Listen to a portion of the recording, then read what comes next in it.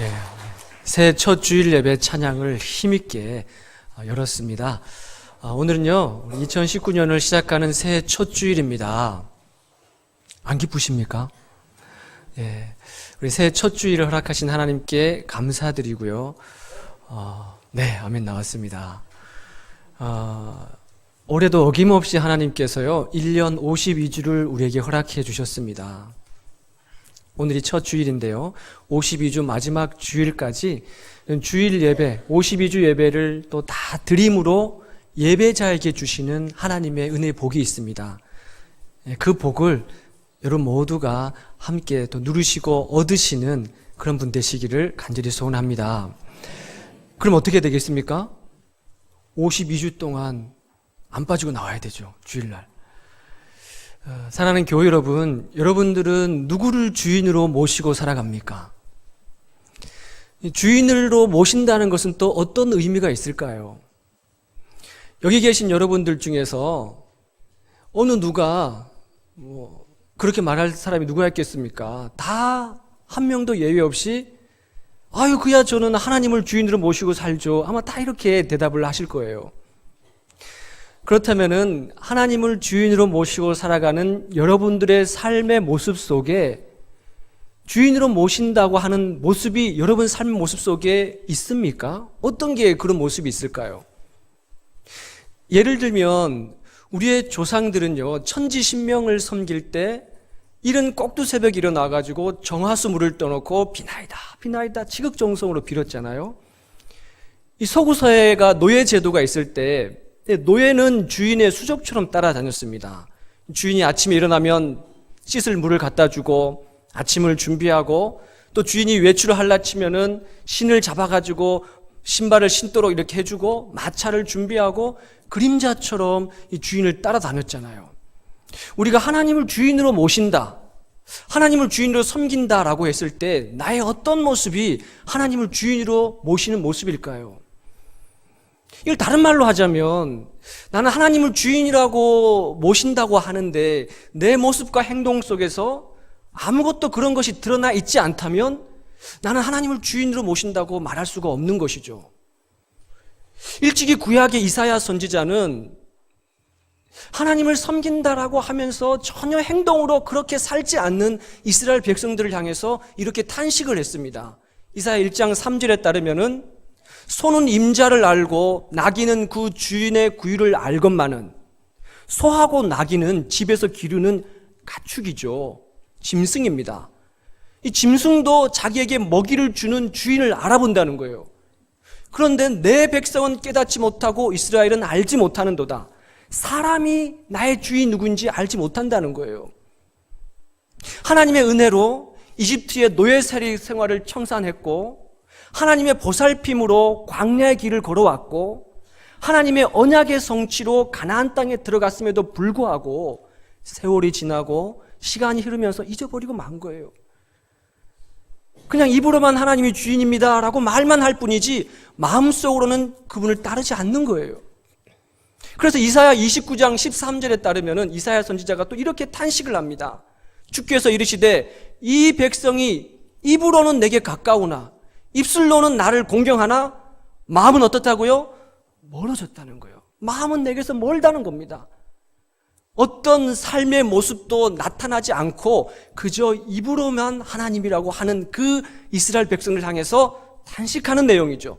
형식적인 신앙, 마음은 멀리 떠나버린 신앙, 그런 신앙을 향해서 경고하는 것이죠. 그렇다면 교회 여러분, 우리가 하나님을 주인으로 모신다, 하나님을 주인으로 섬긴다라고 했을 때 그것은 과연 어떤 모습일까? 오늘 우리가 본문을 통해서 함께 살펴보기를 원하는데요.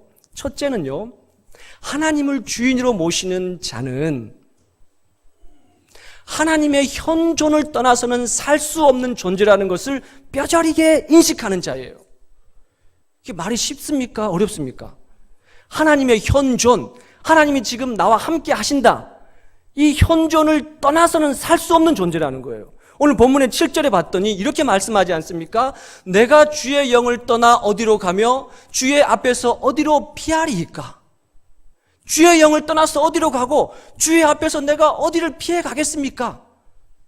여기서 주의 영, 이 영이라는 단어가요, 바람, 숨결, 호흡, 이런 뜻을 가지고 있어요. 창세기 1장 2절에 보면은요, 주의 영이 수면 위에 운행하시니라. 그러니까 천지를 창조하는 그 순간부터 하나님의 영이 있었다는 거예요. 천지 창조 그 이전에도 하나님이 영이 있었다는 거예요. 그러니까 이 세상 어디에도 천지, 하늘과 땅, 온통 우주 만물 어디에도 하나님의 영이 안 계신 곳은 없다는 겁니다. 다 하나님의 영이 있다는 거예요. 그 영을 떠날 수 없다는 거예요. 그런데 인간은 그 영을 피해 다닌다는 겁니다. 도망친다는 거예요. 왜 그럴까요? 하나님의 간섭이 싫은 겁니다. 귀찮은 거예요. 주일마다 예배 나오는 거 귀찮은 거예요. 뭐 해라 저거 해라 귀찮은 거예요. 하나님의 간섭이 싫은 거예요. 그래서 도망 다니는 겁니다. 우리가 주목해야 될 요 단어, 동사가 2개 나오는데, 피한다, 떠난다, 주의 영을 떠난다, 주의 앞에서 피한다. 요 두 동사는요, 단순 완료형을 나타내는 게 아니에요. 끝난 행동을 가리키는 게 아니라 계속해서 행동이 반복되는 걸 가리키는 겁니다. 그러니까 다른 말로 하자면은, 어쩌면 이 시인은요, 계속해서 하나님의 손길을 피하기 위해서 도망 다니는 거예요. 여기도 가고 저기도 가고 막 피해 다니고 있는 상태를 나타낸다는 겁니다. 그런데 이 시인이 마지막에 최종적으로 얻는 결론이 뭐냐면은, 내가 주님의 영을 떠나서 갈 수 있는 곳은 아무 데도 없다는 거예요. 하나님의 영을 떠나서 살 수 있는 곳이 아무것도 없다는 것이 이 시인의 결론입니다. 사랑하는 교회 여러분, 우리가 어디를 가든지 하나님의 영을 떠나서 살 수가 없어요. 거기도 하나님의 영이 계시는 거예요. 하나님의 임재가 계시는 거예요. 바퍼 목사라고, 바퍼주는 목사, 최일도 목사님, 다일 공동체를 세운 그 목사님을 여러분 잘 아실 거예요. 그 목사님께서 청량리역 광장에 쓰러져 있는 할아버지에게 이 설렁탕 한 그릇 대접을 하면서 이 노숙자들에게 라면 끓여주고 밥해주는 이 사역이 시작이 되었습니다. 청량리역 광장의 행여 병자들, 그 다음에 그 588 홍등가 여인들, 그 사람들의 진정한 친구가 되기 위해서 신학교 재학생 시절에 거기에 뛰어 들어갔어요. 용돈 탈탈 털어서 다 해도 늘 모자랄 뿐이에요. 어렵게 그 사람들 모아가지고 청량리 그 역광장 거기에 교회를 세우고 노숙자들 모아가지고 예배를 드리는데 알아주지를 않는 거예요. 이 사람들이 마음 같지가 않는 겁니다. 겨우겨우 모아서 예배를 드리면 그 다음날 이 사람들이, 노숙자들이 막 친구들을 불러서 그 다음날 가봤더니 온통 교회 바닥에 술판을 버려놓고 난장판을 버리고, 도저히 목사님이 견디다 못해가지고 나 이거 안 합니다. 아니 뭐 누가 하라고 그랬습니까? 나 이거 못합니다. 교회 문을 닫을 요량으로 청량리 역광장에서 기차를 타고 무작정 떠났대요. 그래서 춘천역에 딱 도착을 한 다음에 가장 높은 산으로 올라갔대요. 죽을 모양으로 내가 저기 가서 죽겠다 싶은 심정으로 산에 기어 올라갔다는 거예요. 가시덤불 헤치고 막 올라가는데 배가 너무 고팠대요. 하루 종일 아무것도 먹지 못해가지고 배가 너무 고픈데, 내가 죽을 땐 죽더라도 좀 배가 불러보고 하면 죽자 막 가는데, 산 깊은 속에서 어디선가 이 밥 냄새가 막 나오더라고요. 밥 냄새, 밥집 냄새가. 이게 어디서 나는가 싶어서 그 냄새를 따라가 봤더니, 아니 산 중턱에서 어떤 할아버지가 밥을 짓고 있더라는 거예요. 그래서 여차저차 하다고 밥 좀 한 그릇 달라고. 그랬더니 그 할아버지가 밥을 내주면서 조건을 하나 걸었어요. 이 밥을 먹고 저기 청량리 역광장에 한번 가보라고. 거기 가면은 밥을 공짜로 퍼주는 그 목사라는 분이 있더라고. 최 목사라는 어떤 분이 있으니까 거기 가서 밥 얻어먹고 다시 한번 살아보라고. 그렇게 얘기를 하더라는 거예요.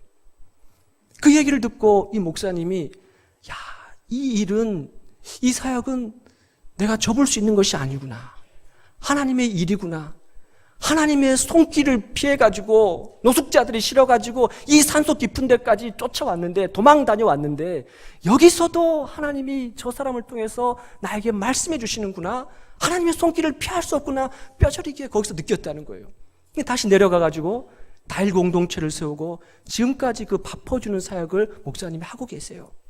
사랑하는 교회 여러분, 우리가 주님의 얼굴을 피해서, 주님의 영을 피해서 어디로 도망할 수가 있겠습니까? 거기서도 주의 눈이 우리를 보고 계시는 거예요. 둘째, 하나님을 섬기는, 주인으로 모시고 섬기는 사람은 어떤 사람이냐면요, 성공할 때와 실패할 때 하나님의 임재 안에 있는 사람이에요. 성공할 때나 실패할 때나. 오늘 본문의 8절에 봤더니 내가 하늘에 올라갈지라도 거기 계시며 수월에 내 자리를 펼지라도 거기 계시니이다. 계시나이다.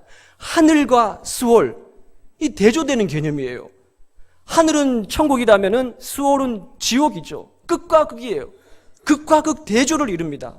저는 이 본문을 이렇게 묵상하면서 하늘에 올라간다는 것은 어쩌면은 이 시인이 인생에 있어서 좋은 일이 많았을 때, 하는 일마다 잘 될 때, 성공 가도를 달릴 때, 그럴 때가 혹시 아니었을까?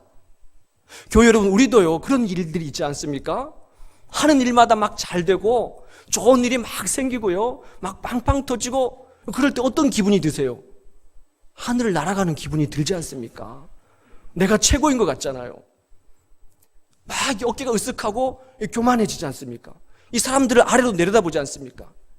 그런데 그럴 때라도, 모든 일이 잘 풀리고 좋을 때라도 우리가 잊지 말아야 될 것은 하나님의 임재 안에 우리가 있다는 것을 잊지 말라는 거예요. 그 성공이 누구에게서 왔는지를 잊지 말라는 거예요. 어제 어떤 집사님께서 저한테 이렇게 말씀하시더라고요. 목사님 그 안산에 계실 때 부산에서 담임 목사로 목사님 됐다는 소식 들었을 때 기분이 어땠냐고. 그걸 물어서 뭐 하냐고. 얼마나 기분 좋았냐고. 잊어버리고 있었는데 그때 생각이 다시 나더라고요. 그때 너무 기분이 좋았거든요. 제가 날짜를 다 기억을 하고 있습니다. 2016년 9월 25일 밤이었어요. 그게 언젠가 지금 이런 얼마 전이었어요. 그날 제가 안산에서 밤 저녁 예배를 끝내고 주일날 교육자들이 이렇게 회의를 하고 있었는데 부산에서 전화가 왔어요. 목사님으로 결정됐습니다. 제가 그 자리에서 무릎을 딱 꿇었어요. 너무 좋았어요. 기뻤어요. 근데 지금 그때가 얼마 지나지 않았는데 내가 그때를 잊어버리고 있었던 것 같아요. 그래서 하나님이 그 집사님 통해서 그때를 다시 한번 떠올려 보라고 알려주시는 것 같더라고요. 야, 그때가 네가 언젠데, 그때 너 그렇게 감사하지 않았냐? 그때 너무 기뻐하지 않았느냐? 그런데 얼마 지났다고, 뭐 조금 힘들다고, 너 뜻대로 안 된다고, 나 죽겠네 그러냐고. 그때를 한번 돌아보라고 얼마나 감사했냐. 그걸 다시 저한테 알려주시는 것 같더라고요. 사랑하는 교회 여러분, 우리가 잘 될 때, 좋을 때, 그때도 우린 주님의 임재 아래 있는 거예요. 여러분들이 이 삶을 살아가다가 고난에 겪을 때 한번 그때를 떠올려 보세요. 하나님의 은혜로 내가 잘 됐을 때 그때 얼마나 감사했었는지 그때 한번 떠올려 보라는 거예요. 반대로 경우로 내가 수월에 내 자리를 펼지라도, 이 말은 또 무슨 말일까요? 수월의 자리를 편다. 여기서 말하는 이 수월이라는 것은 지하세계를 가리킵니다. 땅속, 음부, 지옥. 수월의 자리를 편다는 것은 아마도 이 시인이 지옥에 내려갈 것 같은 극한 어려움 가운데 처해 있다는 거예요. 하늘에 올라갈 때도 있었고 지옥으로 내려갈 때도 있었다는 겁니다. 차라리 지옥에 내려가는 것이 더 낫다고 싶을 정도로 이 시인에게 어려운 일이 계속해서 중첩됐다는 거예요. 여기서 말하는 이 수월이라는 말이 동사 샤알이라는 단어에서 나왔어요. 이 샤알이라는 말은 묻다라는 뜻입니다. 누구에게 무엇인가에 대해서 묻다, 이런 뜻이에요. 그러니까 오늘 이 본문의 8절을요 다시 한번 원문에 가깝게 옮겨보자면은 이런 뜻이에요. 내가 수월의 자리를 펼지라도, 이렇게 본문에 되어 있지만 차라리 나를 지옥으로 내보내 주십시오. 묻고 있는다는 겁니다. 차라리 내가 지옥에 가는 것이 더 낫겠습니다. 이렇게 큰 고통이 있을 바에는 차라리 거기가 낫겠습니다 라고 묻고 있는 거예요. 사랑하는 교회 여러분, 우리가요 기억해야 될 것이 있습니다. 우리도 살다 보면은 이런 물음들이 우리 속에서 터져 나올 때가 있어요. 어려운 일이 언제 끝날지 모르게 계속해서 반복되는 것 같기도 하고, 왜 이런 일이 나에게 닥칠지 모를까, 그런 괴로움 속에 쌓여 있을 때가 있고, 앞이 캄캄해서 헤쳐나가지 못하는 것 같은 그런 고난이 있을 때가 있고, 막막해서 그저 내 속에서 원망 섞인 질문만 터져 나올 때가 있다는 겁니다. 하나님, 왜 이렇습니까? 차라리 내가 지옥에 내려가는 게 더 낫겠습니다. 질문한다는 거예요. 왜 나한테 이런 일이 끊이지 않고 일어납니까? 탄식한다는 거예요. 그런데 우리가 반드시 기억해야 될 것이 뭐냐? 그 탄식에 원망 섞인 질문이 터져 나오는 그 순간조차도 하나님의 임재 안에 있다는 것을 기억하라는 거예요. 오늘 우리가 읽은 이 본문의 8절은 그냥 끝나지만 원래 원어 성경은요, 힌내라는 히브리 단어로 끝나요. 힌내. 감탄사입니다. 어떻게 감탄하냐? 봐라, 이런 감탄이에요. 자, 봐라. 하나님, 차라리 내가 지옥에 떨어지는 것이 더 낫겠습니다. 왜 내가 이렇게 힘든 고난의 길을 걸어갔습니까? 라고 말하는 원망 섞인 질문이 내 속에 터져 나오는 그 순간에도 봐라, 봐라.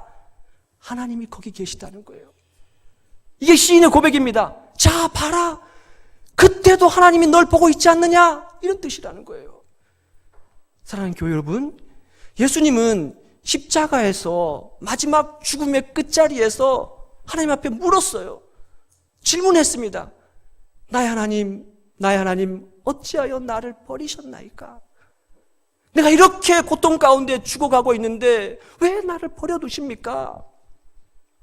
아버지 되신 하나님은 아들 되신 예수 그리스도를 보고 있지 않은 것이 아니었어요. 그의 고통의 소리를 듣지 않는 게 아니었어요. 하나님 보고 계셨습니다. 듣고 계셨어요. 사랑하는 교회 여러분, 하나님의 자녀인 여러분들이 고통 속의 길을 걸어가고 있을 때, 괴로움에 몸부림칠 때 하나님이 안 보고 있는 게 아닙니다. 안 듣고 있는 게 아니에요. 보고 계시고 듣고 계시는 거예요. 자, 봐라. 하나님이 거기 계시지 않느냐? 이것을 우리가 기억해야 된다는 것이에요. 셋째, 하나님을 주인으로 섬기는 사람은 어떤 모습을 가지고 있는가? 이 육신 덩어리, 이 얼굴, 이 외모가 누구 것인지 아는 사람이에요. 여러분 지금 여기 이렇게 다 앉아 계시는데 육신 덩어리가 지금, 이 덩어리란 말이 좀 그런 것 같은데 육신이 여기 앉아 계시는 거예요. 여러분 한번 옆에 있는 분을 한번 쳐다보십시오. 잘생겼습니까? 못생겼습니까? 다 잘생겼었어요. 그러니까 막 환해요. 제가 여기서 앞에서 보니까 환해요. 얼마나 잘생긴지 몰라요. 근데 얼굴 왜 그렇게 인상을 쓰고 계시는 겁니까? 잘생긴 얼굴. 이 육신덩어리, 여러분의 그 잘생긴 얼굴, 잘생긴 외모가, 육신이 누구 것인지 아는 사람. 오늘 그래서 시인은요, 이 시편의 저자는 오늘 본문의 14절에 이렇게 말을 합니다. 어떻게 말을 하고 있냐면은 13절에 주께서 내 내장을 지으시고 나의 모태에서 나를 만드셨나이다. 주께서 내 내장, 여러분 내장은요 장기 기관을 가리켜요. 몸속 가장 깊은 곳에 있는 이 여러분의 몸속에 있는 장기 기관, 어머니 모태. 자, 그러니까 우리는요 어머니 모태를 빌어서 이 땅에 나왔지 않습니까? 그런데 이 시인은 어머니 모태를 빌었지만 나를 지으시고 만드신 분이 어머니가 아니라 하나님이라는 고백을 하고 있는 거예요. 오늘 시편 139편 표제에 보시면 이 시편의 저자를 다윗이라고 밝혀두고 있어요. 지금으로부터 3000여 년 전에 이미 다윗은 출생의 비밀을 알고 있었어요. 여러분 드라마 같은 데 보십시오. 여자 주인공이 지금까지 알고 지냈던 엄마가 친엄마가 아니고 따로 있다는 것을 알고 비통하고 막 오열하는 거 볼 수 있지 않습니까? 다윗은요 이미 3000여 년 전에 이 출생의 비밀을 알았는데 배다른 형제가 있다는 것을 깨달은 게 아니고 엄마가 다른 엄마가 있다는 것을 깨달은 게 아니라 내 참된 부모가 나를 낳으시고 지으신 분이 누구란지를 깨닫겠다는 거예요. 그게 하나님이라는 거예요. 어머니 모태에서 내가 빌어서 나왔지만 나를 지으시고 내 내장을 만드신 분이 하나님이시라는 것을 다윗은 이미 3000여 년 전에 알고 있었습니다. 그래서 오늘 본문의 14절부터 16절에 따르면은 주께서 내가 주께 감사하옴은 나를 지으심이 심히 기묘하심이라. 주께서 하시는 일이 기이한 일을 내 영혼이 잘 아나이다. 15절 내가 은밀한 데서 지음을 받고 땅의 깊은 곳에서 기이하게 지음을 받은 때에 나의 형체가 주의 앞에서 숨겨지지 못하였나이다. 내 형체가 숨겨지지 못했다는 거예요. 16절입니다. 같이 한번 읽어볼까요? 시작. 내 형질이 이루어지기 전에 주의 눈이 보셨으며 나를 위하여 정한 날이 하루도 되기 전에 주의 책에 다 기록이 되었나이다. 여기서 말하는 형질은요, 배아를 가리킵니다. 배아. 수정란. 정자와 난자가 합쳐져서 만들어지는 수정란. 여러분, 이 체세포 염색체, 이거는 20세기 이르러서 과학자들이 연구해서 밝혀낸 거예요. 형질, 사람을 결정짓는 것, 염색체, 그것이 DNA, 20세기가 접어들였어야 과학자들이 밝혀낸 것을 이미 3000여 년 전에 다윗은 알고 있었어요. 거기서 한 걸음 더 나아가서 형질, 나라는 형질이 엄마 뱃속에서 만들어지기 전에 이미 주의 눈이 나를 보셨다는 거예요. 주의 눈이. 나를 위하여 정한 날이 하루도 되기 전에, 내가 이 땅에 태어나서 하루도 살기 전에 나를 먼저 보신 분이 계시는데 그분이 하나님이라는 겁니다. 그러니 내 주인이 누굽니까? 하나님이 주인이시오. 나를 먼저 봤다니까요. 나보다 나를, 여러분의 부모들보다 여러분을 먼저 보신 분이 하나님이시라는 겁니다. 저는 가끔 중환자실에 신방을 갈 때가 있어요. 중환자실 신방을 가면은요, 입에다가 저마다 산소호흡기를 달고 죽음과 삶의 경계에서 사투를 벌이고 있는 사람들이 누워 있습니다. 다 산소호흡기를 달고 있어요. 저는 그 사람들을 보면서 어떤 생각이 드냐면, 저기 누워있는 저 사람은 팔과 다리를 자유롭게 움직일 수 있었을 때, 건강할 때, 그 건강한 몸으로 주인 되신 하나님을 위해서 뭘 하며 살았을까? 저기 누워있는 저 환자는 이제 총각을 다투는 시간을 지금 쌓고 있는데 잠시 후면은 손과 발을 쓸 수 없는 죽음의 세계로 들어갈 텐데, 저 사람이 건강했을 때, 그때 손을 움직이고 발을 움직이고 마음껏 다닐 수 있었을 그때 주인 되신 하나님을 위해서 뭐 하며 살았을까?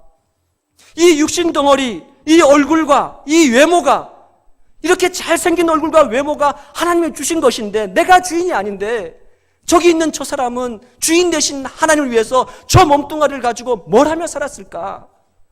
사랑하는 교회 여러분, 우리는 잠깐 후면은 우리의 몸과 육신은 이제 썩어 없어지는 겁니다.